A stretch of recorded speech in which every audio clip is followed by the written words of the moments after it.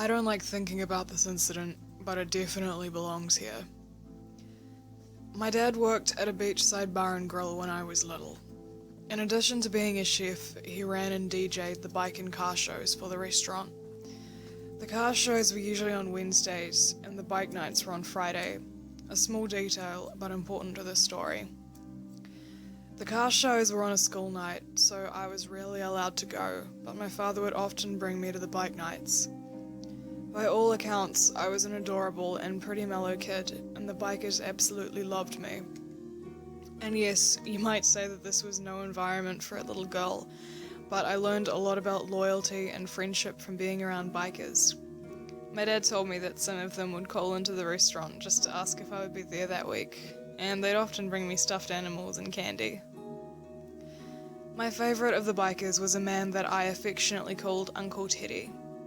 He was a friend of my parents and an absolute mountain of a man, around 6'8" and 400 pounds easily. He was an ex-marine who loved his Harley and his cigars, and every week for 5 years he would bring me a Butterfinger and a Beanie Baby. I was 6 years old the night it happened. It was 2003. My father had brought me to the bike show as he normally did, but I couldn't keep my eyes open past 8 p.m. The show didn't end until 10, so my dad had gotten into the habit of putting an air mattress in the back of the restaurant. He and Teddy would check on me every 15 minutes. I was asleep when I felt a hand on my shoulder. It was a man that I'd seen around before, and he wasn't dressed in biker gear. He was wearing a short-sleeved plaid shirt and jeans. He looked greasy, but not particularly scary. He smiled at me and told me that his name was Sean, that he was a friend of my dad's, and that my dad had asked him to drive me home. My parents had tried to ingrain stranger danger in me, and they told me 1,000 times to never talk to anyone I didn't know.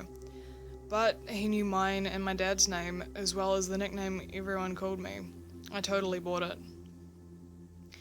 I got up, grabbed the flamingo Beanie Baby Uncle Teddy had given me, and started to walk towards the parking lot. Sean didn't have a bike. He had a very old 4-door sedan. He opened the back door for me, and I climbed inside. You know how in senior citizens' homes they often have plastic-wrapped couches or chairs? That's what the back seat of his car was like, totally covered in plastic. I think now that it was probably so there would be no trace of DNA left behind. Sean started to drive away, and to this day I can't believe how lucky I got. He had parked the car behind the restaurant in a way that it wasn't immediately visible to the bike show, but as we pulled away, I saw Teddy heading through the door, presumably to check on me. He just happened to look up at that exact moment, probably to acknowledge the car, and I smiled at him. Uncle Teddy didn't waste a moment. He didn't even stop to tell my dad what was going on.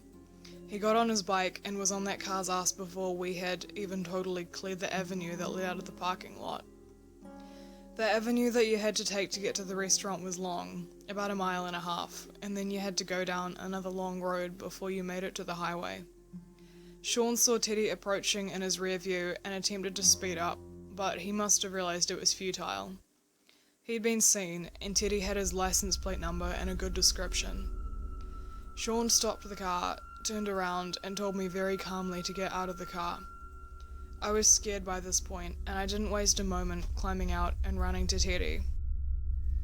Sean burnt rubber driving away, and Teddy held me for a moment before putting me on the back of his bike and taking me back to my dad. By the time we got back, cops had been called and they were surrounding the place. A lot of the show had emptied out, and my dad was sobbing and screaming on the sidewalk outside of the restaurant. I'll never forget that moment.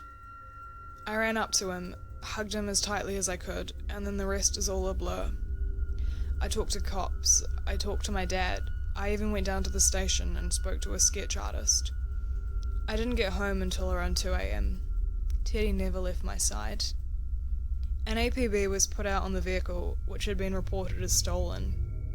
The sketch circulated around the local news stations, but it didn't turn up anything concrete. At one point I was asked to look at a lineup, but none of them were him. Fast forward about 8 years. I was 14, and my dad decided I was old enough to know what had happened.